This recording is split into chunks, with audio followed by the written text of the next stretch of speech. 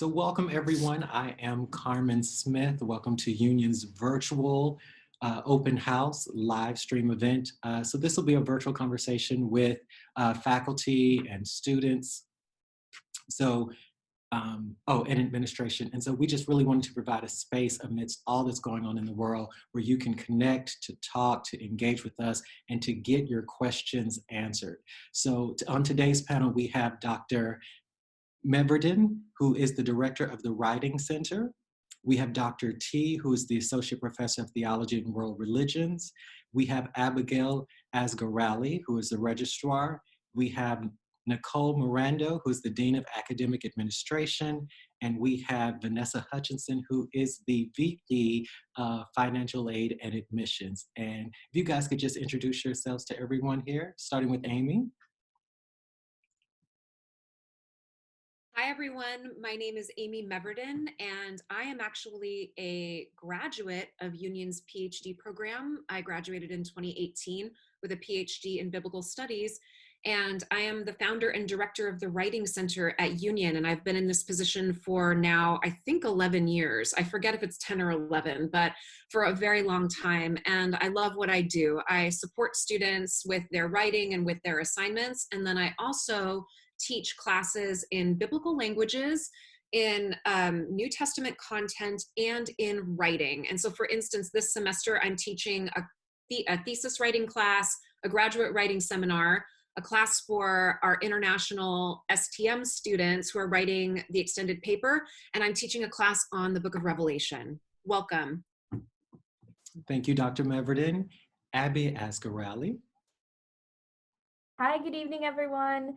Thanks, Carmen, for the introduction. I probably serve as a registrar at Union. I'm excited to meet you all this fall. Today actually marks the start of my 4th month with Union, so I recently joined the team. Happy to be here. And the way that I consider myself as a registrar is your record specialist, and so anything that you need for your own record, as you get yourself ready to register for courses in the fall, I'll be your go-to. So you and I will have a lot of emails back and forth and communication, just getting you set up for your year. Thank you. And Dr. Chithamano, also known as Dr. T. Greetings to you all. I am John Chithamano. I'm Associate Professor of Theology and World Religions. I just wanted to make sure my mic was on. I work on a variety of different areas: philosophical theology, Hindu-Christian dialogue, Buddhist-Christian dialogue, and theories of religion. Those are among the things that I do. Thank you. And we also have Nicole Miranda. Hi, everyone. Thanks for being here. Welcome. As Carmen said, I am the Assistant Dean for Academic Administration, and I work individually with students on certain degree requirements, and I oversee the academic publications for the most part, all the fun stuff.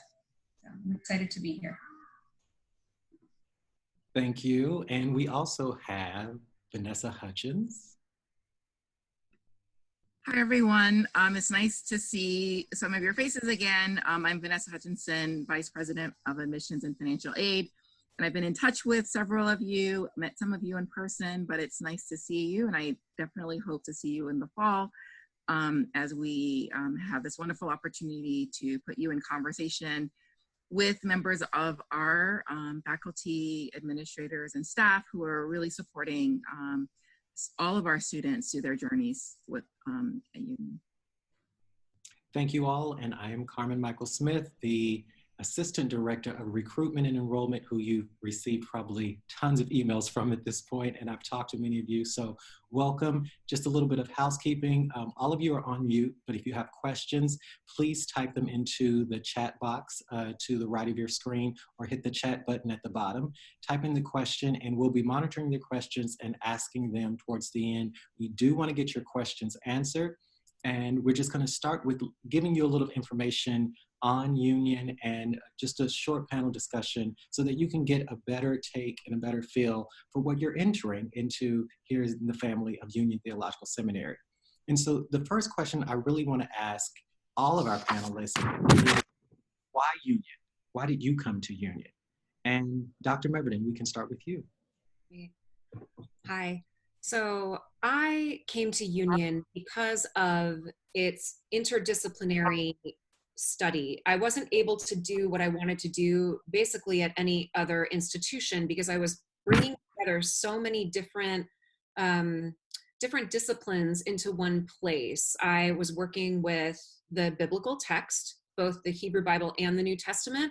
I was working with ancient images, looking at kind of warfare, violence, and the like, and being able to bring a lot of these conversations together with things like post-colonial study, feminism, womanism, a lot of these different disciplines, and having this robust discussion was something that I can do here at Union. And so for me, this institution was a good fit because I was able to draw together many different disciplines and really make my study my own. And so Union for me was a good fit because of the way in which we by nature bring all of these conversations together. And I can say now that from the teaching standpoint and not the student standpoint, as I look at all of our theses from our final year students who are writing these incredible master's theses, they are all interdisciplinary. And it's a beautiful thing to see the ways in which people are bringing interreligious studies, bringing in church history, bringing in theology, bringing in all of these different fields in this magnificent way, and having conversations that nobody's ever had before because no one's ever thought to put all of these things together. So for me, that's really what we do well at Union, and that's why I came. Thank you. Nicole, can you let us know why you came to Union? Sure. I came to Union first as registrar, which, as we said, is now Abby's position.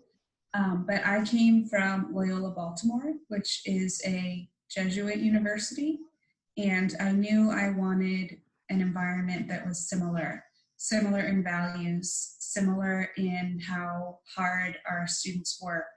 And I wanted a place where I could continue to be challenged and learn. I learn every day from students and faculty just walking through the halls of Union. The intellect and the determination and just how hard everyone works is a remarkable thing to just have surround you. And the sense of community is so strong. So I was looking for values that were similar to the ones that I appreciate. Thank you. Abby, you had mentioned that this marks your 4th week at Union. So I think that this would be fresh on your brain. Why did you come to Union? 4th month, but yes, 4th month, sorry. Still pretty recent. Thanks. Yeah, when I started job hunting last fall, I'd come from an education background. I taught high school and middle school for quite some time, and then I moved into the nonprofit sector where I stayed for a little over 12 years. And what I was looking for was a community at the end of the day. So I think similar to you as a student looking for your next step, as much as we're interviewing you, right, and we're looking for the right fit, you're also looking for the right fit. And that's what I was doing. And I think I was drawn to the social justice movement that Union pushes, and the way that we're supporting our students to think really critically in that way was very inspirational to me. And also I have a friend of mine who works here in our communications department. That's always great when you know somebody who is like, I work here, I love this place. And they're not just, giving you lip service. They're actually, most people really genuinely love working here. And so we're excited to have you here as well. But I wanted to join a community and I wanted to be around folks who are social justice minded. And that's what I found. Thank you, Abby. So Vanessa, why did you come to Union? I'll keep it very short. And I really come, one, because of my commitment as someone who, my vocational interest is higher education. So my work is to support students specifically around the decision to pursue graduate study. And it was really Union's commitment to social justice because it's been my preference to work in institutions that are mission oriented and that are living the mission that the students are also living. And so prior to Union, I worked as part of a public policy program. And the Union, I think, has such a strong commitment to social justice, and it bears it out not only through the work of the students and the work of the faculty, but also as an institution. And it's really wonderful to see an institution that's willing to have difficult conversations. I don't think institutions are perfect, but I think Union is really a wonderful space where, you know, students are able to come into the classroom and ask very difficult questions. And through those questions, I think, as Amy alluded to, you know, are having conversations that aren't always being had at other institutions. And, you know, when you see that we're the birthplace of several fields of theology, I think it's very special to be able to have those kind of real conversations. Thank you. Dr. T, why Union? So it's often the case that faculty don't get to choose where they teach. They go where the job is. That was not the case with me. The year that I accepted Union's offer, I was also offered chairs at Emory, Candler School of Theology, and at Wake Forest Divinity School. So I really did have a choice, and my choice was a deliberate one. And I came here because unlike any number of other places that I might have taught, this is the one that combines a rigorous commitment to intellectual work of the first order, together with social justice. And I would add a real commitment to being a public intellectual. My faculty colleagues and I don't do our work in the classroom alone. We certainly do there.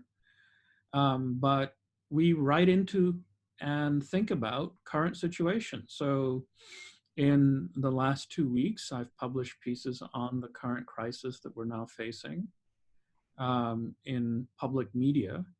And so I'm trying to speak not merely about my core questions about the nature of interreligious dialogue and what Buddhist Christians and Hindus have to say to each other, but also to address the unprecedented crisis that we find ourselves in.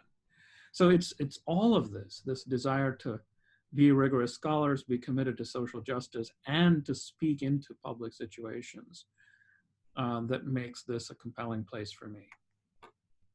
Thank you. I think it's so wonderful to be at a place where, as Dr. Meverden said, that and Vanessa had also alluded to, the difficult conversations being had here and the types of conversations being had at Union that you don't get to have everywhere else. And it does create, as you said, Dr. T, the public intellectual, being able to speak outside. And it's sort of the training ground where you get to wrestle and do all of that at Union. And so many people ask a lot, you know, what is my day-to-day like? What is seminary like? And one of the most basic questions is, well, I'm coming to Union, what is seminary? Dr. Meverden, what would you say to that? Thank you, Carmen. My knee-jerk reaction to that question is that when we think about this, you know, what is seminary? We're really asking these bigger questions of so what? We are doing meaning making. We're not just coming here and navel gazing. We're not just, you know, sitting in the ivory tower. As everyone has said, Union is very much about the why does this matter and how is this going to change the world for the better. And so when I think about a seminary education and what differentiates a seminary from just a religious studies program, it's that we're not just studying this for kicks. We're doing this because it's life and death, because these commitments and the things that we're teaching actually change people's lives and they can actually save people's lives. And for me personally, I grew up in religious fundamentalism. I grew up in a conservative Baptist context. And I actually had a professor in undergrad look at me and say, hey, you're smart. Let me teach you how to read the Bible. You don't have to be silent in the church. You don't have to sit down.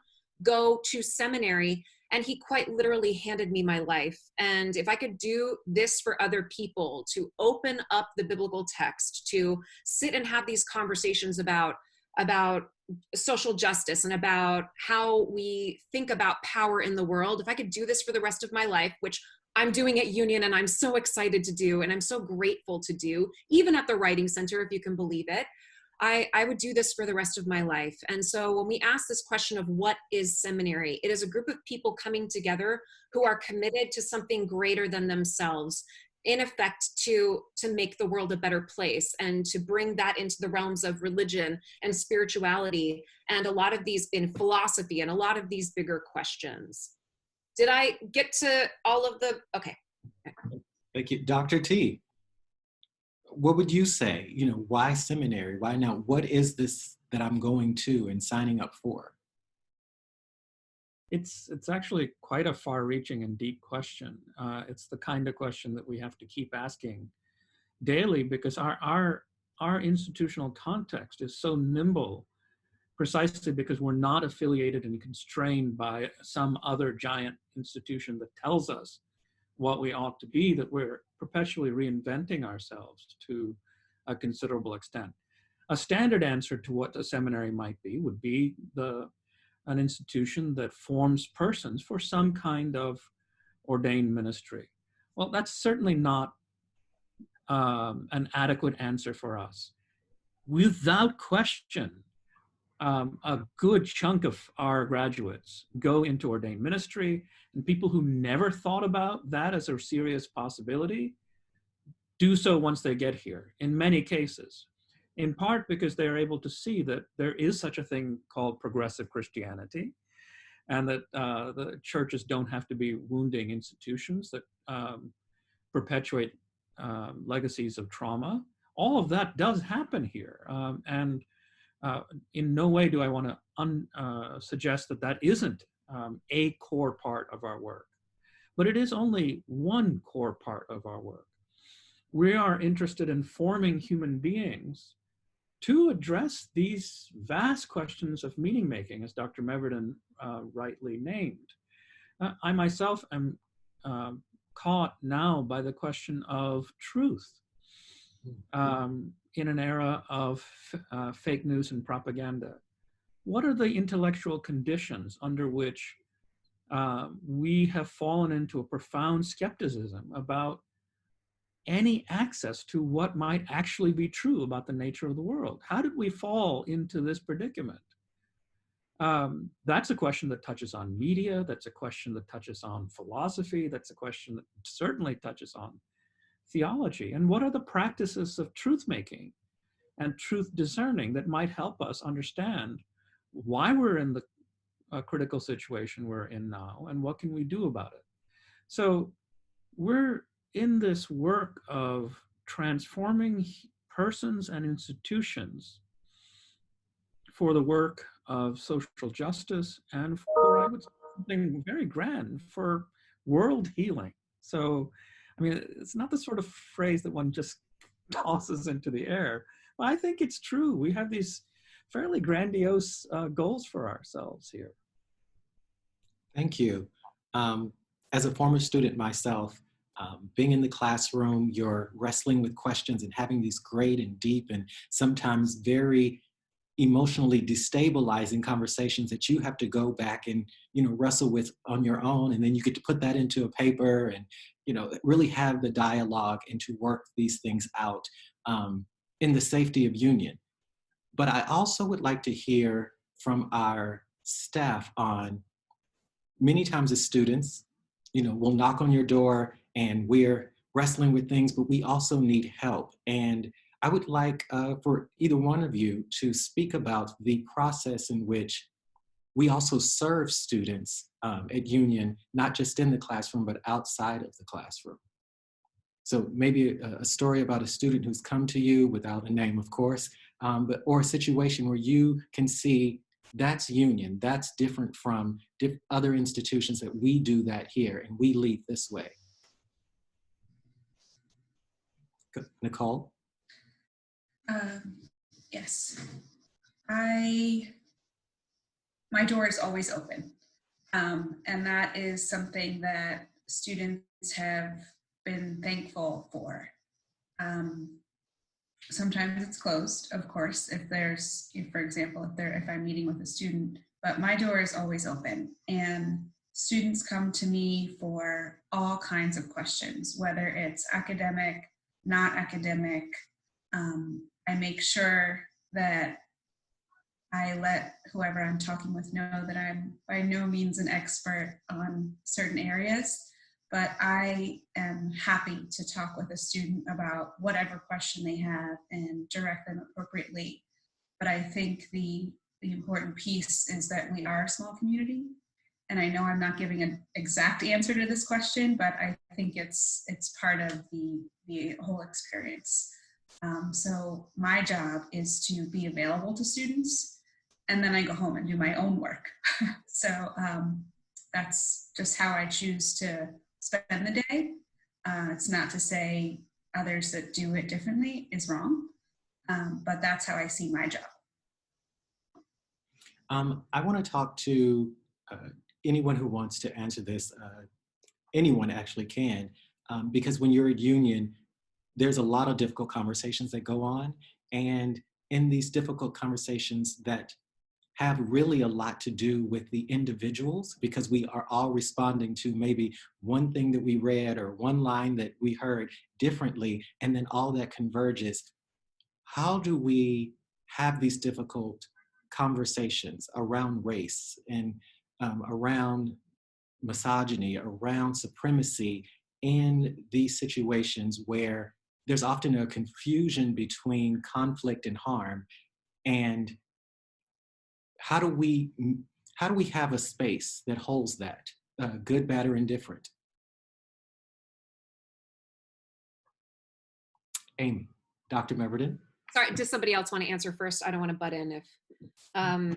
So again, as having been both a student in the classroom and now a person who leads classroom spaces, I want to say that this is never a perfect endeavor, right? It is always messy and challenging when we bring groups of people together who are from different contexts and different commitments, and it is a challenge to have so many different types of people in the same room together. And one of the ways that I do this as a faculty member is on the first day of class, I have a frank conversation about this very thing. And I say, okay, how are we going to deal with our group dynamic? What are some of the things that you want to see, that you like to see in healthy group dynamics? What are some of the things that we want to avoid? For instance, interrupting, right? I get so excited when I'm talking, I'm the worst interrupter. And I have to really catch myself because I'm just, yes, yes, yes, you know, and so I have to stop myself, make sure somebody else is speaking and not speak over someone, things of that nature.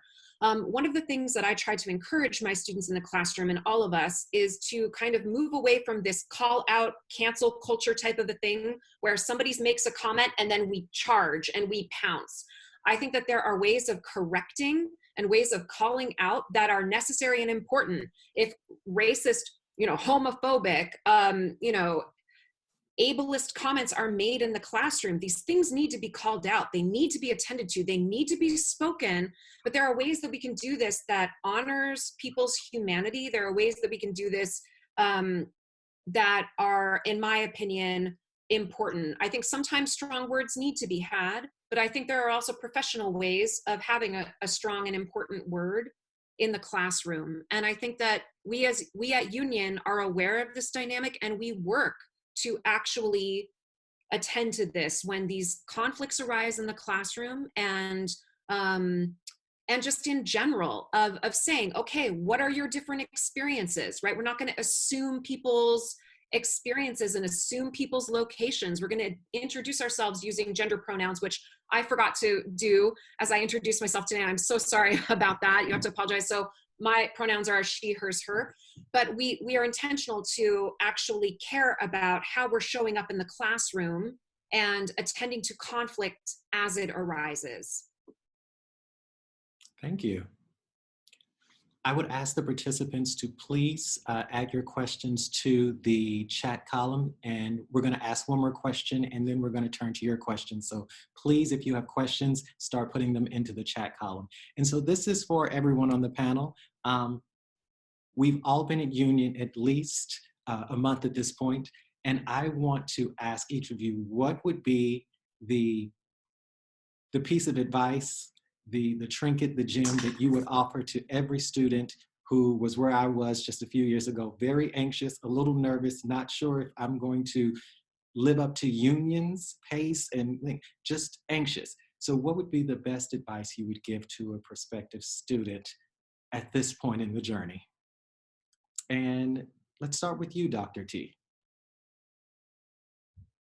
Well, you can begin by taking comfort in the fact that if we let you in, we believe that you can make it. So and we don't say that trivially. And we, having served on the admissions committee several times now, I know the rigors with which we approach this process. So when we let you in, it's a tremendous vote of confidence in you and in your capacities to flourish here. So that's where I would begin, which is to say, there's no reason to be anxious. More positively, I would say that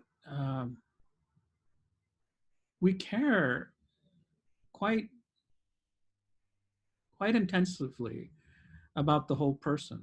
I begin every class with at least 7 to 10 minutes of meditation, directed meditation. I tried to create a frame of mind in which we can be present wholly and completely, both intellectually, affectively, and spiritually.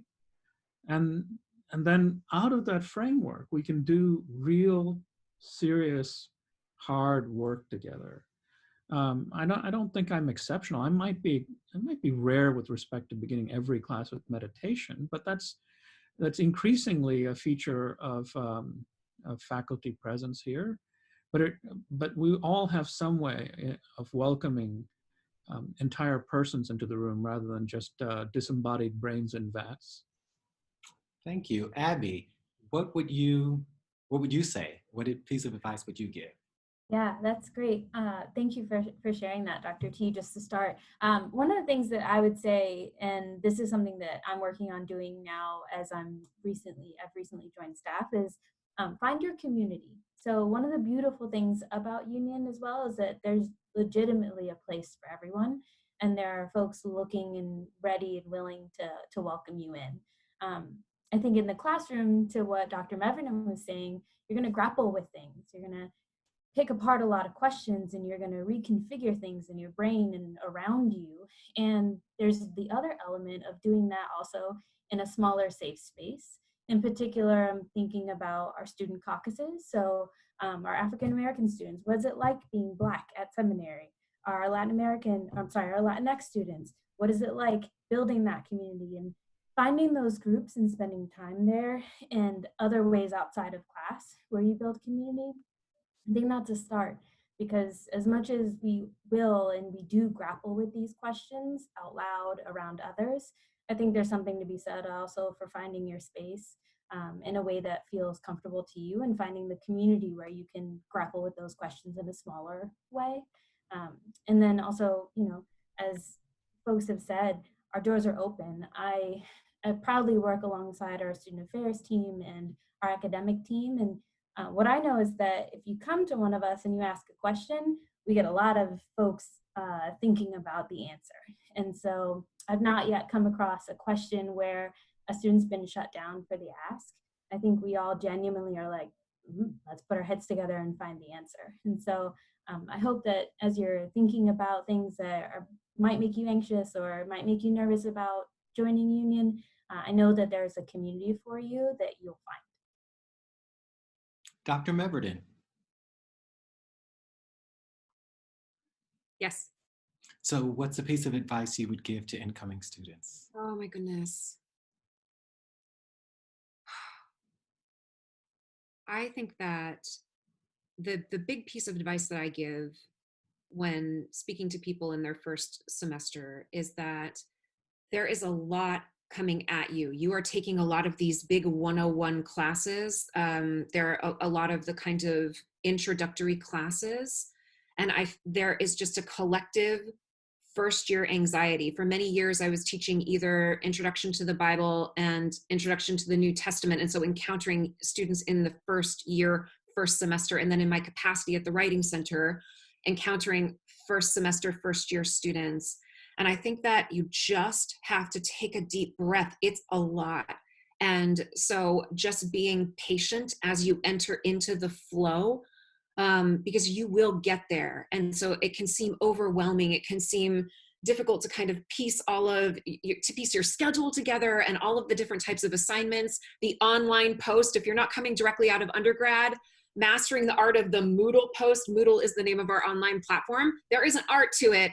And I actually work with students in my graduate writing seminar to help them to kind of get in the swing of these things. But I think you just have to hang in there and be patient with yourself. It's going to come. You're going to hit this beautiful stride.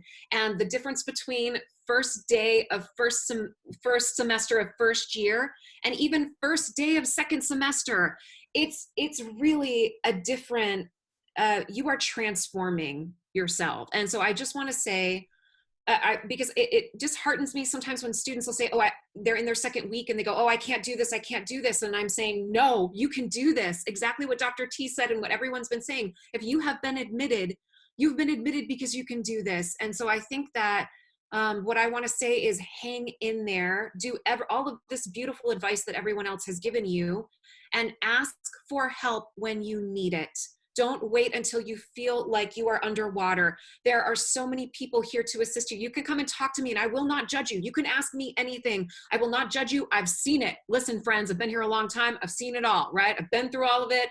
You won't shock me. You can ask me, anything, obviously within the appropriate professional, let me just clarify that.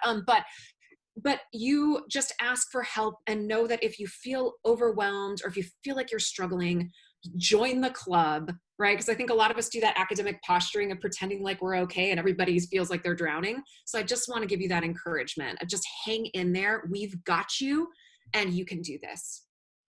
Thank you, Nicole. What piece of advice would you give an incoming student?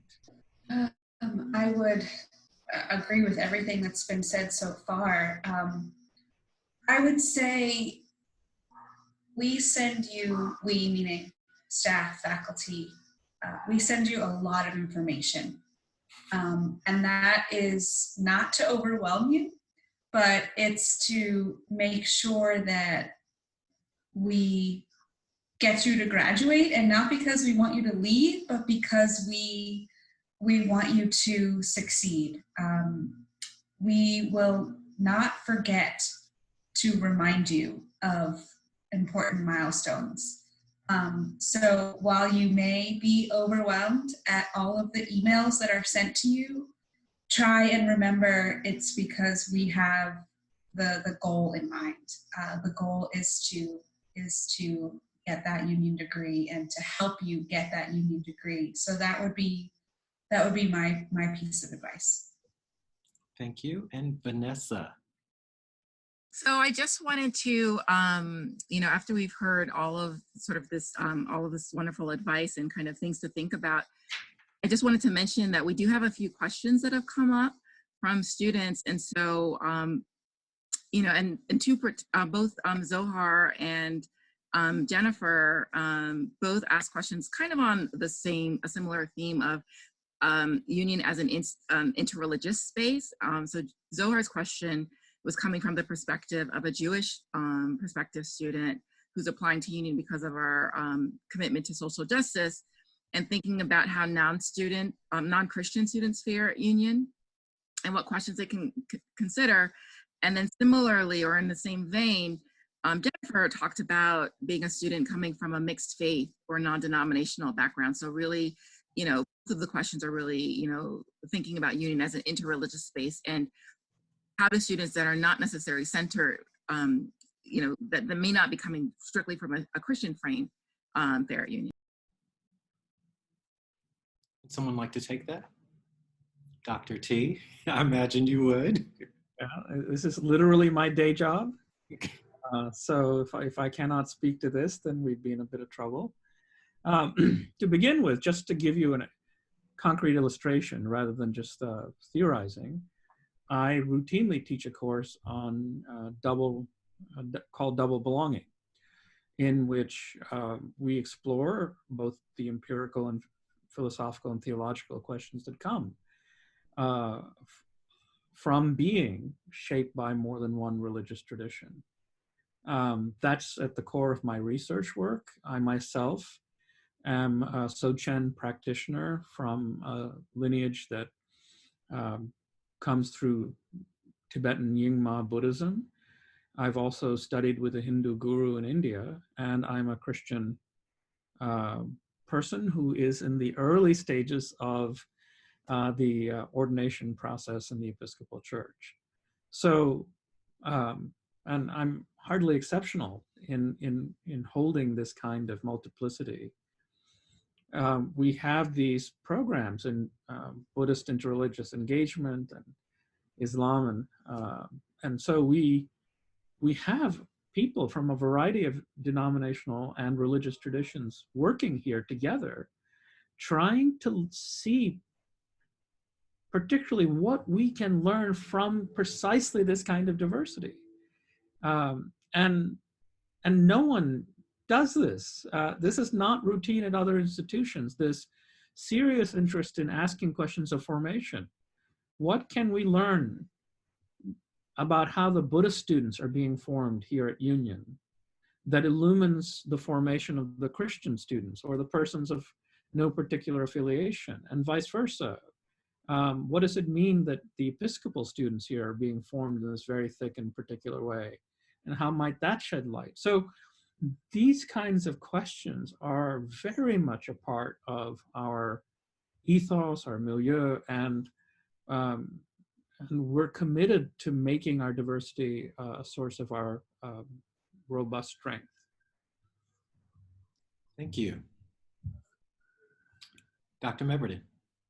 So when I'm describing a tutorial, so when you have these really big lecture classes, you'll break out into smaller tutorials so that you can have discussion times. And a typical Union tutorial will have someone from a mainline Christian denomination like a Lutheran or an Episcopalian, and then you'll have a Wiccan priestess, and then you'll have a Buddhist nun, and then you'll have someone who identifies as a nun, N-O-N-E, nothing. Then you have an atheist, then the entire, then you have, a Buddhist, and then you have, someone who practices Judaism. The entire room basically is this interfaith kind of, or no faith, or what have you, and it's beautiful. And so I come from the context of biblical studies, and so we are all sitting around the table looking at the Bible and studying the Bible, just because that happens to be my area of expertise. But the thing that unites us, right, we are all coming from these different lenses, and it's the most beautiful and robust experience to be able to study together with all of these different lenses in the classroom. It's really phenomenal. And so I feel like we prize different experiences and different religious traditions. Yes, Union is traditionally, a non-denominational Christian seminary, but we have so many students that represent kind of the gamut of religious practice, and we really do prize this and think that this is very precious, and we value all of the different perspectives in our classrooms. Thank you. Okay, we're going to move back over to our chat section. Looking at the top, I don't want to miss Cornelius Graves' question. Can someone speak to Union's institutional capacity to mitigate communal harm and trauma? This is an ongoing question that requires a continual conversation and a continual effort of asking why and how do we do this and why do we do this, and then again tomorrow, why do we do it this way, so that we get down to the core each day and in each moment to what is sacred. And so if anyone wants to take this question, how do we speak to Union's institutional capacity to mitigate communal harm and trauma?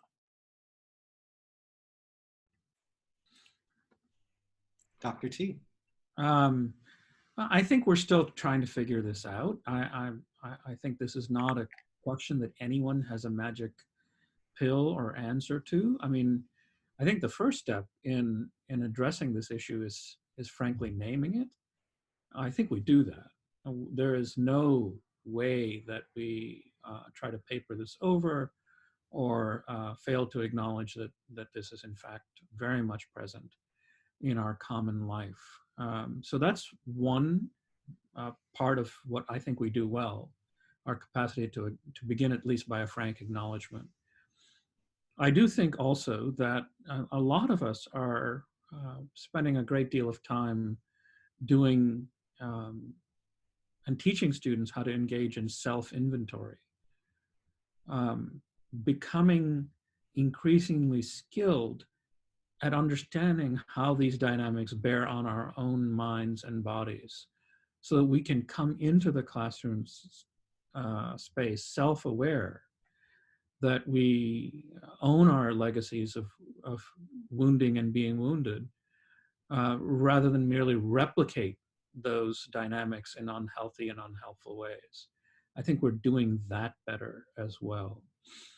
The faculty also are constantly aware that we have to learn more about these issues.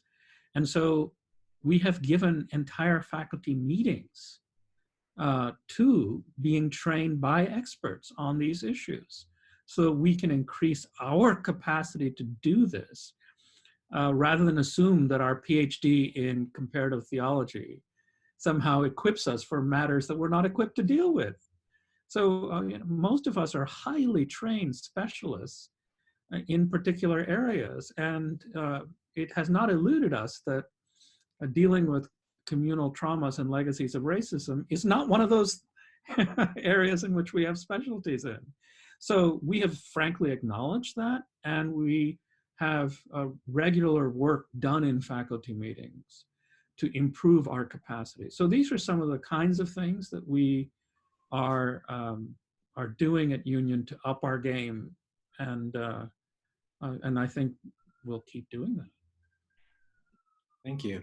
As a former student myself, I can tell you that my experience at Union, I was told one thing going in from like people who had been in seminary, but you know me, I know it all, I've got it. And so I go in and I am offended by something someone said. And I went back because I had a therapist and another minister and a minister friend who I could all talk and, you know, I could curse with when it got on my nerves. And they said to me, but isn't that you? That's not everyone else in the class. Everyone else in the class is not going to hear that the same way you hear it. And so the thing that Dr. T is talking about, that self-awareness, I didn't truly have that self-awareness before Union. It was, I guess, all about me in a sense. So when someone's reading or when I'm reading something, it was about my reaction. And I actually thought that, well, this is hurtful and this is harmful. But that self-awareness really taught me that it is a greater narrative going on. As Union's mission, we're going out to serve the academy, we're going to serve the church, and we're going to serve community. And to be able to serve in those large spaces, we do have to be able to work on our own stuff and become self-aware. And I think Union is definitely growing each day in helping each of us with our own self-awareness.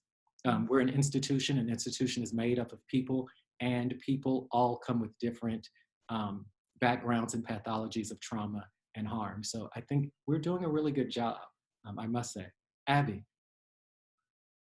Hi, I just wanted to hop in and say, yes, that I would echo the thoughts of all the folks who've shared so far.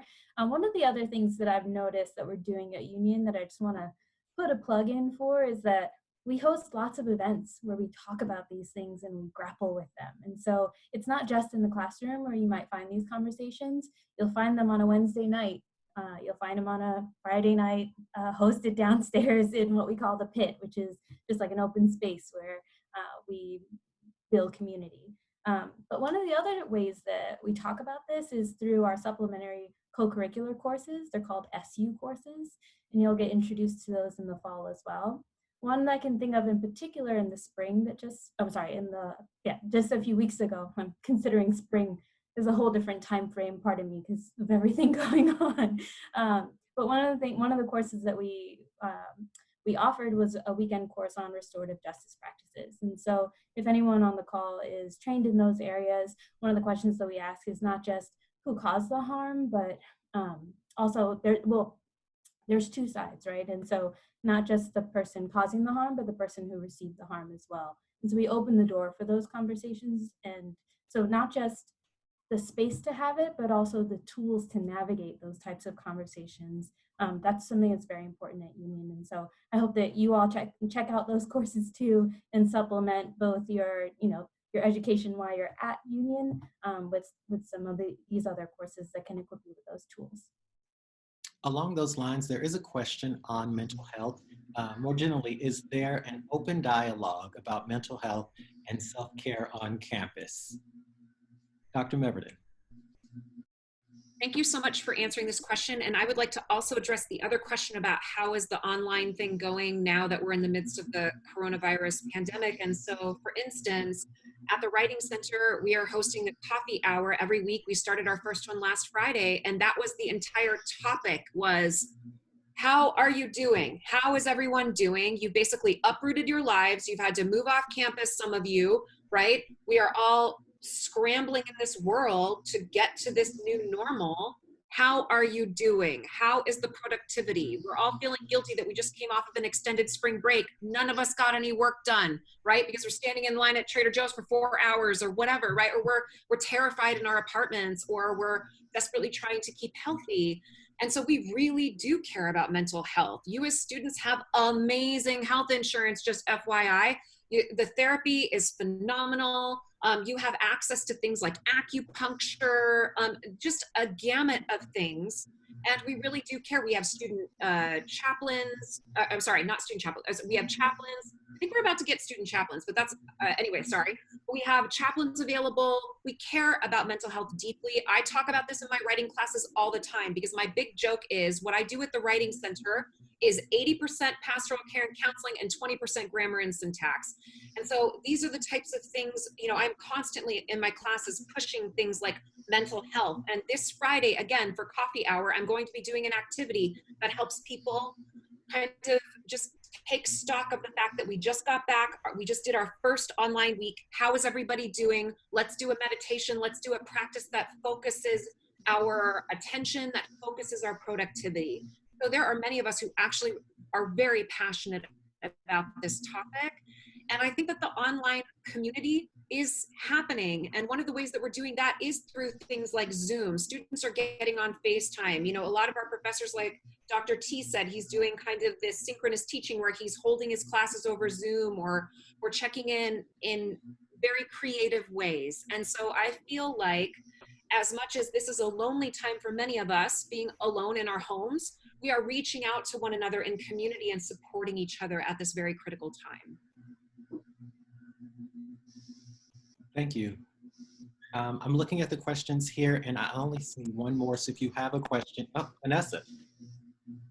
And Nicole may also want to speak on this too, because we've both been involved in some of the conversation about some of the institutional supports for students' kind of wellness, not only their mental health, but also their spiritual health, because we are a seminary. And institutionally, that work is also being handled between the Dean of Students, Charlene Visconti, and then also the Dean of Chapel, who we're currently in a search for, but together they form a team that also attends to the spiritual and mental health of students on campus. So within the Office of Student Affairs, helping coordinate both with resources at Union and at Columbia, because we're a Columbia affiliate. And so students at Union, through their health insurance, have access to all of the supports and offices, particularly around mental health and wellness for students.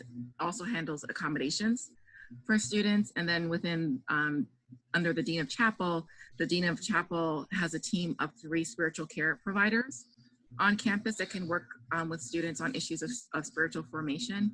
And something that's new for this year is that, which Dr. Meverden alluded to, was this idea of peer mentorship and training a team of students that are supporting their peers within their own spiritual formation. Yes, I would like to add to this topic. Our student caucus groups are very strong at Union, and they are purely student-led. So their administration is not involved in that.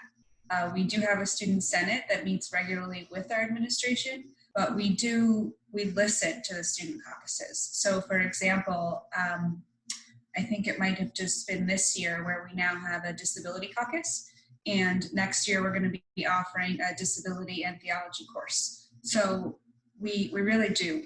We take into heart what our students, what feedback we get from students. We can't always make something happen, but that was something that was really important to our students, to the student body this last year. So in the fall, or forget if it's fall or spring, but next academic year, we are excited about offering that course. So we do a good job of tying the two together, the extracurricular and the curriculum. So that's another example. Thank you, Vanessa and Nicole. And I can second that. When I was a student, I was the Student Senate co-chair, and the student voice is strong. It works if you work it, so definitely keep it on your radar to attend regularly the Student Senate meetings that they have. There's 4 a semester, and so just make sure you attend those and let your voice be heard, because you have power as a student, especially in collective.